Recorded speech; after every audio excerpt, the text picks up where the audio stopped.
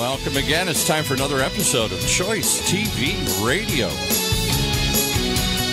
The only question is it radio or is it TV?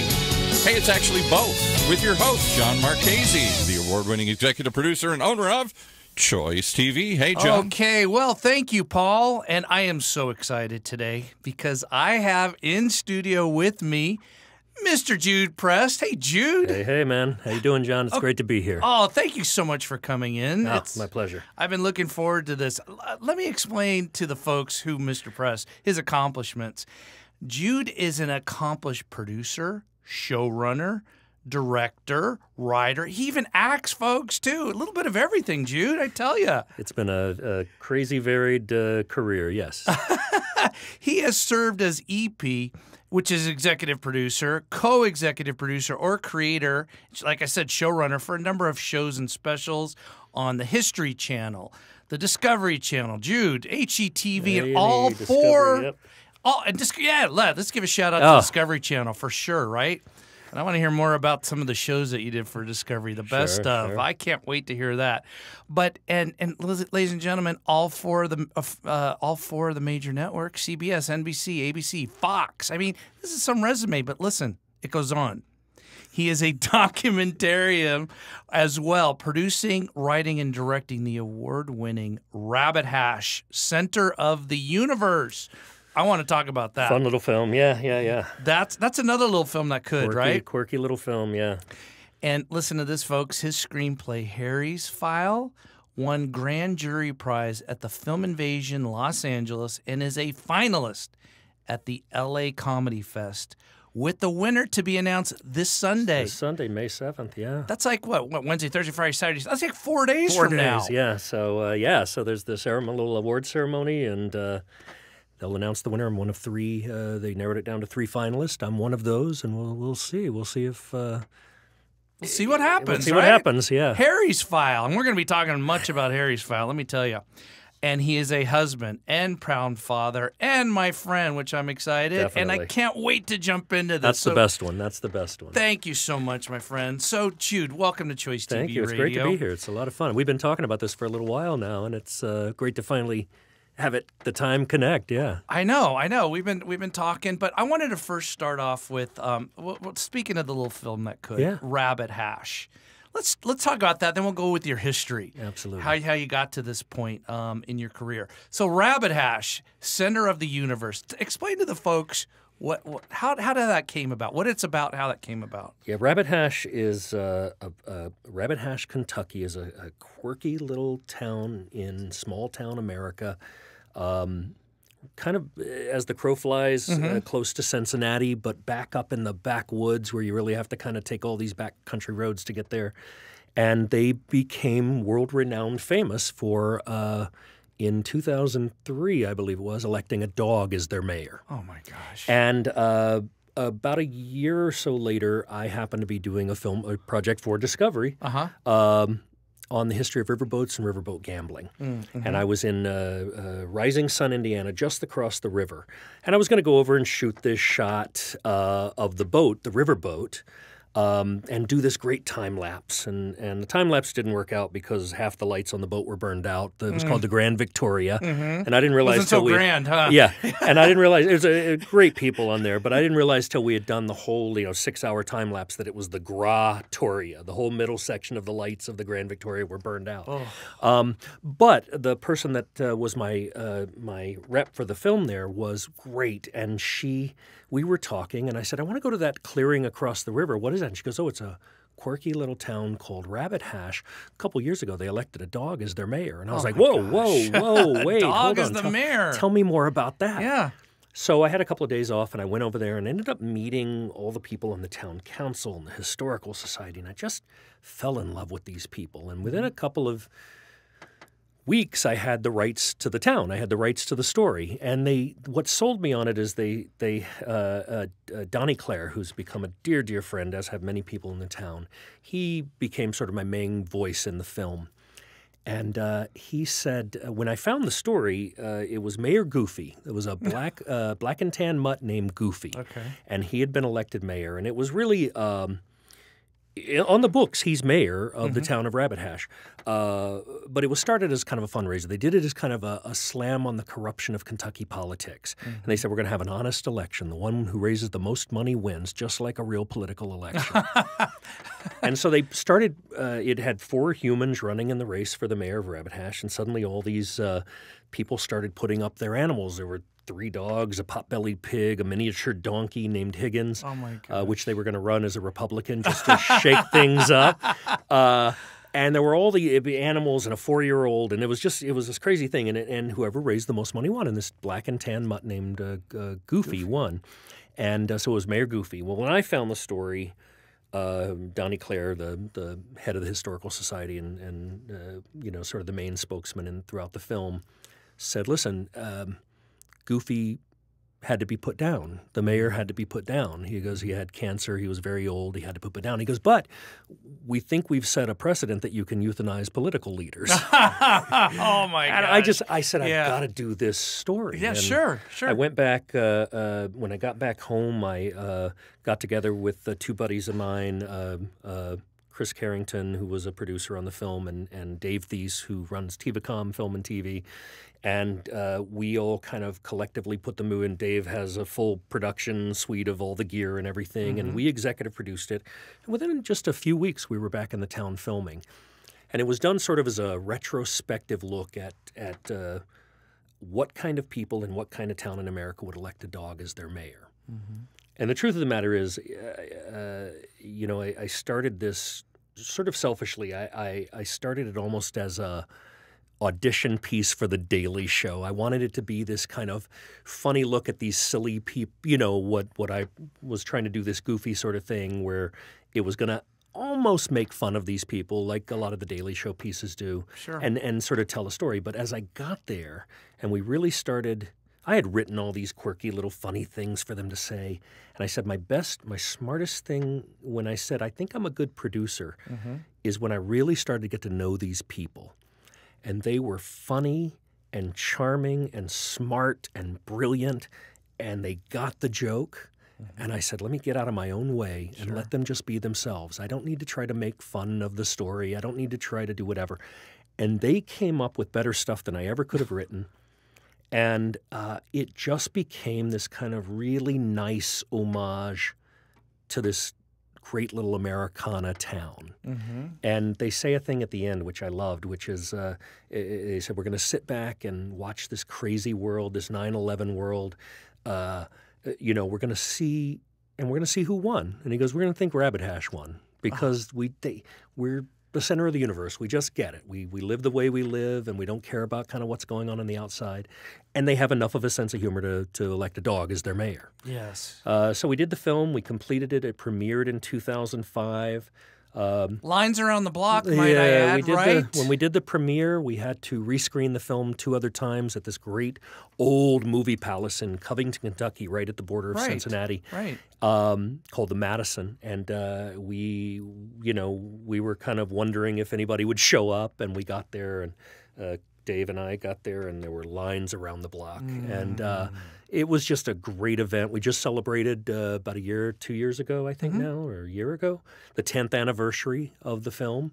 And we went out, Dave and I both went out for the 10th anniversary, and that had a huge, at the Madison again, they had a huge screening for it.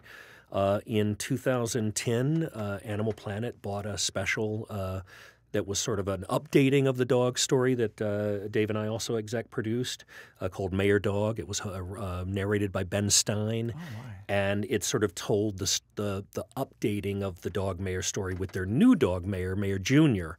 They're still a dog. They were on their 4th dog mayor. Oh, my. We're actually developing, I still own the rights, and we're developing another project with the town. I have there's a couple of projects, but one of my goals is I want to do a live-action throwback to the old live-action Disneys, the old Kurt Russell's Computer Wore Tennis Shoes and Escape to Witch Mountain and all those of this small American town that has a dog as their mayor that ends up saving the town with the kids, I love Witch Mountain, by the way. Yeah, I remember seeing that in the theater. I'm kind of dating myself. Well, me too. But yeah, me too. And so, I'm working on that, and we're working on another a documentary special with them, but it was just so we did this Animal Planet show, and that was Mayor Jr. Mayor Jr. was a black lab, and they said that they felt that they were very, very progressive for Kentucky Town because they had just elected their first black mayor. Oh boy!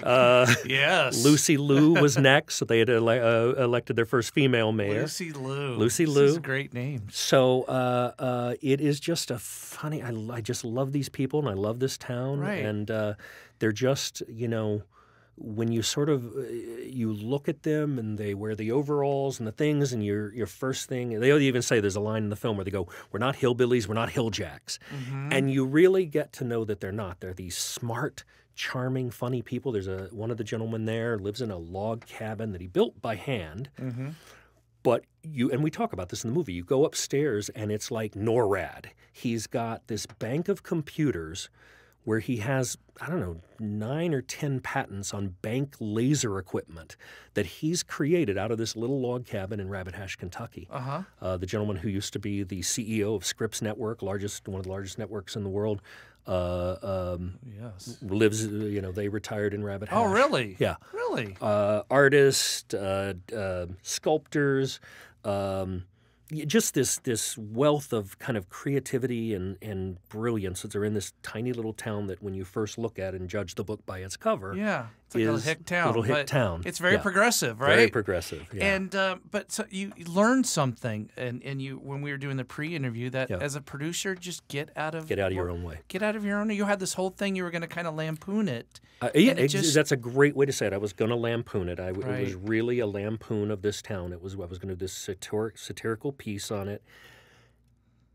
And I said I knew I was a decent producer at that point when I realized that I need to go off my script and just let them be themselves. And I think that's great advice for anybody. I do it, when I've done hundreds of hours of, everything from true crime, and I will talk about a little bit of this, but where I've sat down with, celebrity interviews or kings, queens, princes, dignitaries, celebrities, et cetera. Sure. And one thing I sort of really learned, and I guess that people have said I'm, good about with interviewing when I've interviewed these people, is I just have a conversation. I go in with my list of questions. I know the bullets I need to hit. I know the talking points I need to hit. But I will really engage in a conversation with them. And I think that's so important in interviewing. And then if they say something that goes off my track, I follow it. Perfect. Right. And because 9 times out of 10 they'll come up with stuff that's so much better than what you preconceive. Right. You know. Now, how does a little boy from Shreveport, Illinois, Louisiana, Louisiana, become a showrunner, producer? How did you get your start, Jude? I will date myself seriously, but I was a kind of a fat little kid, shy. I was in many ways sort of I was still popular among my friends because I was kind of the class clown and I was fairly funny and all that, which I think is, a mechanism sometimes when you're overweight and whatever. But I was very sort of socially awkward. Sure. A lot of people are. Yeah, absolutely. But right about that time, it was kind of the, SNL was really big and the Blues Brothers were really, really popular. Right. And I don't know, it was my junior year, I guess, of high school. I decided that sophomore, junior year, that I was going to kind of shock everybody. And I've always been a pretty good mimic. I've always been pretty good at voices. And I said, I'm going to do the Blues Brothers. And I got a band. I got one of the bands at high school together. And one of my buddies played Elwood, the Dan Aykroyd character, and I played Jake, the Belushi character. And I had lost a lot of the weight. I had between my sophomore and junior year, I lost a lot of the weight, but I was still a big. I'm broad-shouldered, and I was still a big guy, so I fit kind of the Belushi part perfectly at that point. Right.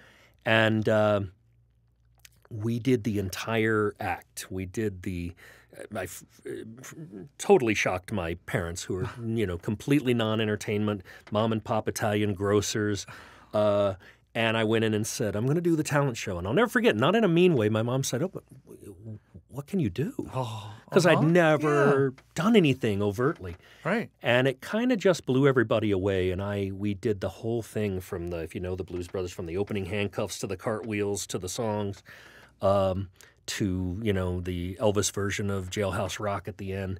And it sort of blew up to this hugely popular thing. We played 8 other high school talent shows. We were getting invited to all these other schools. We did a little nightclub act where I was snuck into the club, you know, played our little set and then snuck back out because we were underage. And it was kind of that first time as a kid who's shy and awkward, and you hear that applause and you hear that, you know, people laughing and you just feel it was like that's acceptance that, you know. And so I right then I said, this is what I want to do. And I knew this is what I want to do. And I told my mom I wanted to be an actor. And my mom, again, who was this, you know, my biggest fan, my biggest supporter up to the day she died, 2010. And my dad as well. My dad died when I was fairly young.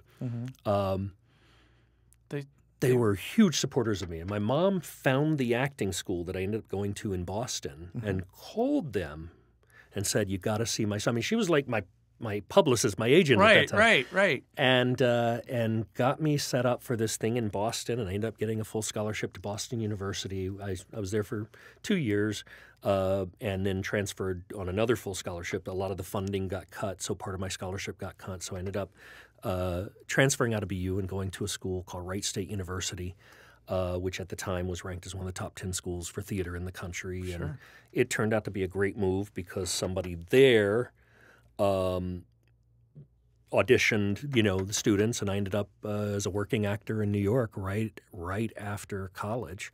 So it was really a great move. Boston U was phenomenal, and I love it, and I have a lot of good friends from there still, and I've been very active in their sort of alumni association. Right. I'm considered an alum, even though I didn't technically graduate from there. Wright State it was a phenomenal school, and I, you know, just learned a lot, and it gave me the opportunity to get that New York job right after. So and you were in summer stock. We did stock. I did. Yeah, we toured everywhere in the city. We performed in the city. We did. I did, you know, everything from children's theater to Shakespeare, to Lenny and of Mice and Men, Richard III. I mean, some of my great roles that I've been able to do were in New York theater, touring around. And then I moved out here in the early. Very late, like 89. You can only do so much in New York. I mean, somewhere, right? I knew I wanted to be a film and TV actor. Ultimately, okay. Right. I love the theater, and I miss theater. I did a lot of theater out here when I first came out, too. But I missed, you know, I knew it would take time. I knew it's like, unless you're that lightning in a bottle, it takes time to build your career. So I came out here. And for the first 6 years I was out here, I made a, you know, nice, steady living as an actor. I never really had an outside job. I was as I think I told you, I was a security guard for about a minute and a half. I was a terrible security guard at this big building. Worst in the world. Worst in the world. I was a horrible security guard. I would sleep. You know, you're supposed to make the rounds of the buildings, and I'd go find a couch somewhere and sleep, or I'd raid the break room kitchens. Yeah. Raid. Okay. You know, but it was. I knew I didn't want to do that. So between acting jobs, which I was a fairly steadily working actor, I would work production jobs. So I worked on props, on commercials. I worked on special effects makeup departments. I worked producing. I started out as a runner and coordinator for Dick Clark, and ended up, production coordinating for bloopers and practical jokes and things like that. Really? And all the while during that, I'm doing sketch comedy and improv, and we had a group that I was with had a great every Monday night at the Laugh Factory, we had a recurring slot. And, I was doing a lot of that. I'd done a lot of sketch comedy improv in college. And we had been lucky enough to tour and play a lot of the clubs like Catch a Rising Star in New York and the Improv and Dangerfields and stuff like that.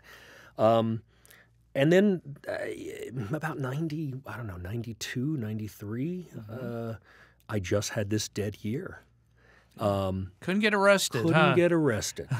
Could not get an acting job to save my life for whatever reason. I thought I was going to be. I'd just come off doing 3 movies back to back, and I thought I was going to be Tom Cruise. You know, I thought it was Harrison Ford. I thought it was, here it goes. It's going to take off.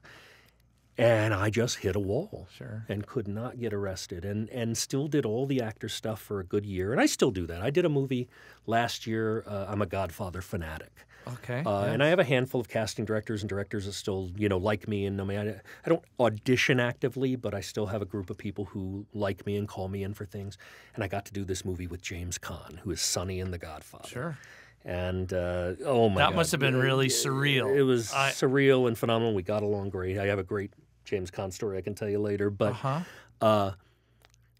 so I still pursue that. I do voiceover work. I do all that stuff still. But I just at that point I just could not get arrested as an actor.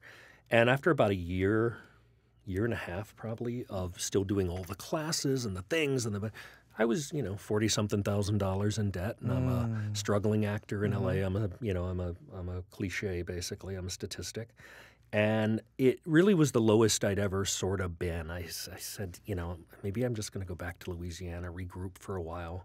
Didn't have a lot of money, so I saw in the trades a show was starting up that a guy had become friendly with on one of the shows I did as an actor for him. I saw that he was gearing up for a new show, so I just was going to call him to see if I could be a PA, anything, just get some money to get out of town. And I called him, and he said, yeah, let's set up a meeting. And when I got in the meeting with him, I'll never forget. I mean, I consider him to have given me one of my great breaks. And I said, he goes, what do you? He goes, I know you didn't come here to be a PA. What do you want? What would you like? And I said, well, since you asked, right. I'd love a shot at another direction. I'd love a shot as a writer. I've written tons of sketches, things like that. And just so happened, this was kind of a sketch comedy variety show. Okay. And he said, okay. And that was that easy. I mean, he literally said, okay. Right. And he gave me a job as he said, first you have to write me some samples. I'm not just going to hand it to you. You have to write me some samples. Sure. And I did, and I sent them. Right away the next day, he called me and said, you're hired. I'm going to hire you as an assistant writer on this show. It was 65 episodes, and within about 3 weeks, I was bumped up to the head writer of one of the segments. And then I ended up, one of the producers of the show ended up having to leave because of personal issues. And segment producer. Family issues, and I ended up getting bumped up to segment producer and director. Oh, so I was going out in the field doing all of these things, and it's kind of how the business works. Somebody on that show sold a show, liked me, brought me on to their next show, and then somebody on that brought me on to their next show. And the next show I got brought onto was a Writers Guild show, and ended up getting in the Writers Guild. And another show was years later was Directors Guild, so I ended up getting in the Directors Guild and, Producers Guild and all that stuff. So it just sort of snowballed. And the first big show that I kind of got brought onto, big travel show, was a show for A&E, 2-hour special called Voodoo, A Search for the Truth. And it was sort of the first show where I was going to be sent all over the world to do these, these segments for the show and stuff. And I ended up writing it and being one of the key producers on it and overseeing it and everything. And I did most of the field directing, all of the directing in the field. And that show went on to get nominated for an Emmy. Oh, my gosh. And that sort of made me the guy you could drop anywhere in the world and I'll get your show. Right. Because where did they send you? To the Voodoo? To the Voodoo. I was. Where did you have to go? I went to this little. The first out, we were shooting all over Western Africa, Benin, Togo, Ghana, Nigeria. Okay.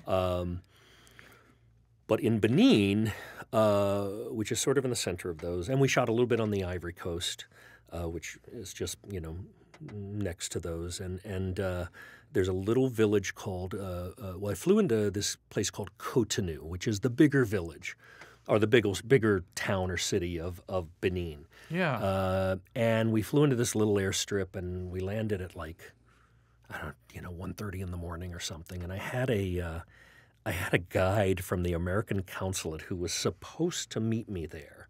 And I've got, because I was filming with a National Geographic crew out of South Africa, but they weren't showing up for like 2 weeks because I had to find the stories. I had to find the voodoo priest and get everybody to come on board.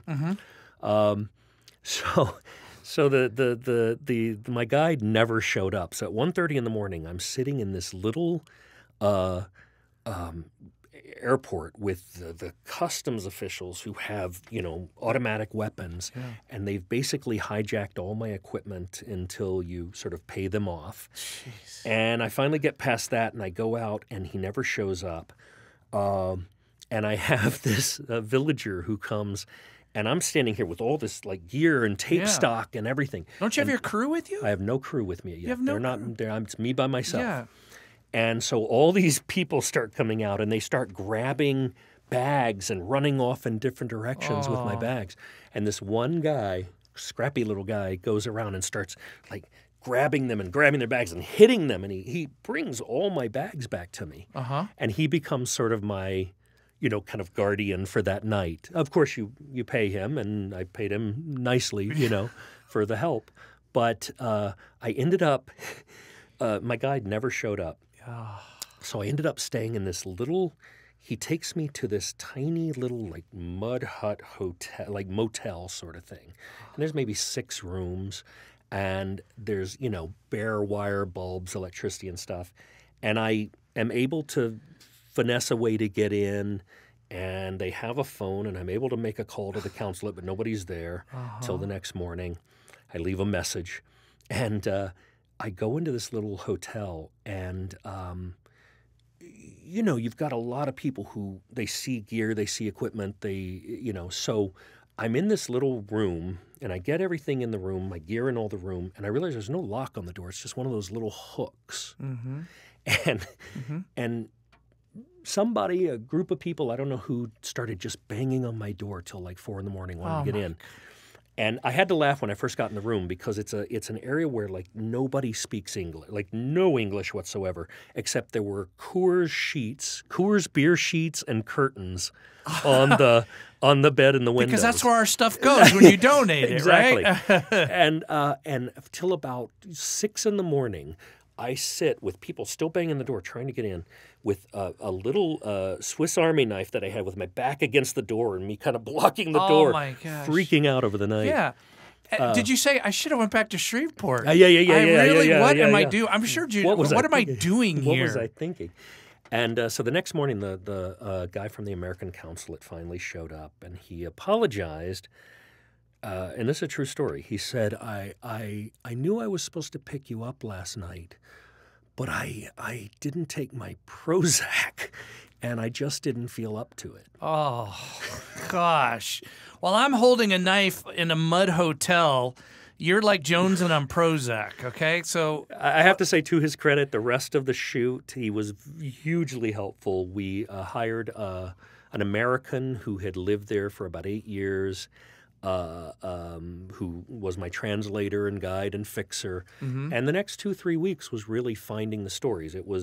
There's a voodoo priest who lives in a huge compound that the story goes you will never find the entrance to unless you were invited in.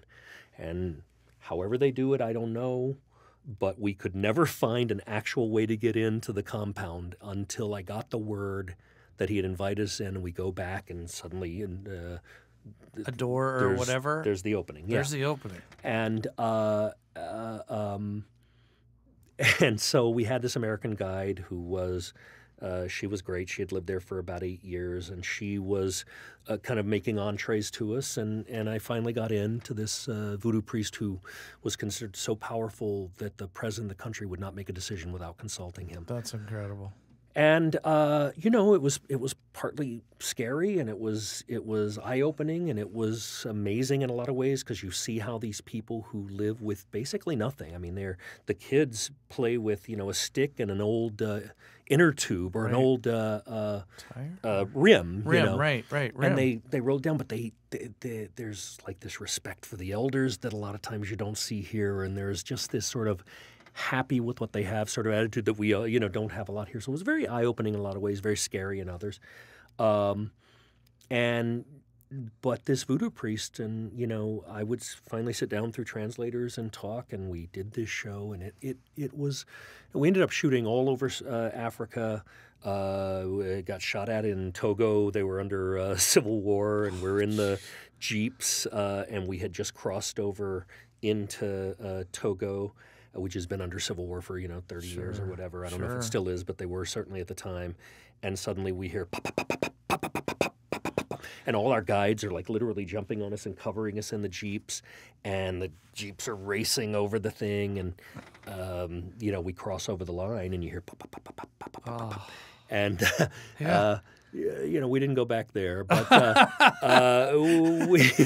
we shot all over South Africa. Couldn't the voodoo priest put a spell on everybody, keep you safe? Or it's dangerous doing this stuff. It is. People think it's glamorous. It's all glamour. There wasn't a lot of Jude? glamour in this. Yeah, there wasn't a lot of glamour. But it was. But he liked you. He did. Okay, tell me about that. Yeah, so we ended up once I had met with him a couple of times, again through translators, and my crew had come at this point. I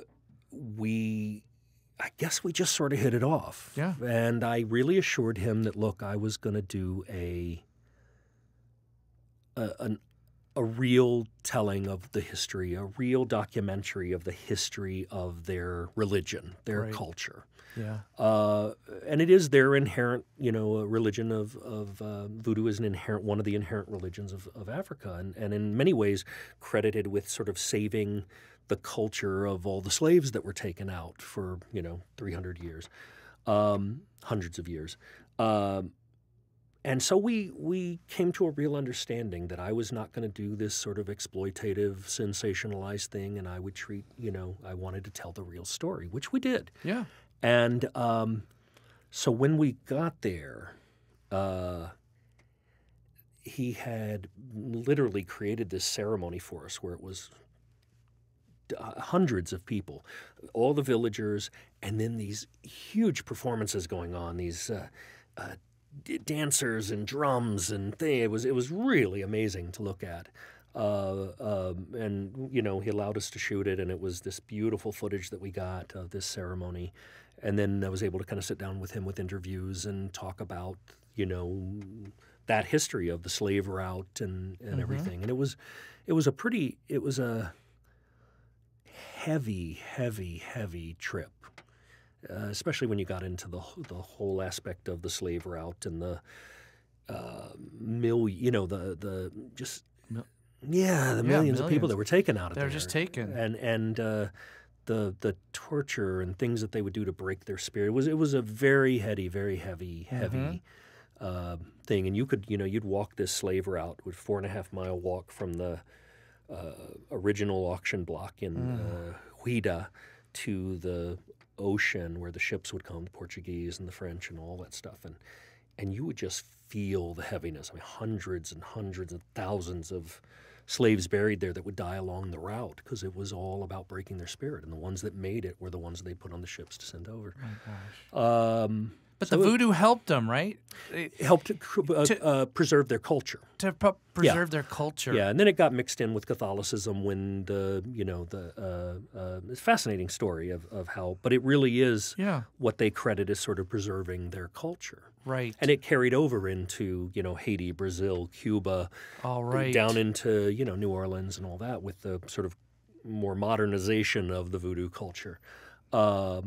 But it was a fantastic story. So by the end of the shoot, I think I told you a story that I thought was sort of fascinating. Oh, I love this. Listen to this, ladies and gentlemen.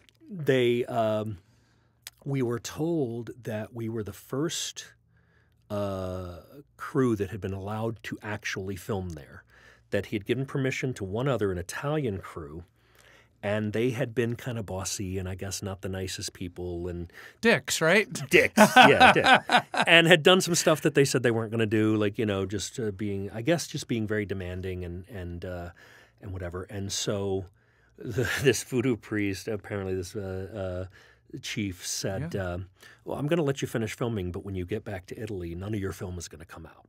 It's all going to, and again, this would have been all through translators. Your film's going to all be black. And the story is that there was supposedly this frantic call of this Italian producer saying, you know, none of my film is showing up. It's all black. It's all exposed. Ours did not happen that way. We got the film, and it turned into this, you know, show that I'm very, very proud of. Leonard Nimoy hosted the 2-hour special, and then at the end of our shoot there, before we went on to the Caribbean and Cuba and Rio and Haiti, and I mean, we went all over the world still shooting. Wow. Africa was the first stop. Right. They had set up this sort of goodbye ceremony for us, and the voodoo chief presented me with this bottle of champagne. And this is a poor country here, poor folks. country, I mean, yeah. that's a huge yeah. And I was told by the guide that is a huge honor, because this is something that they don't. It's not like they just go to the store and get a bottle of champagne.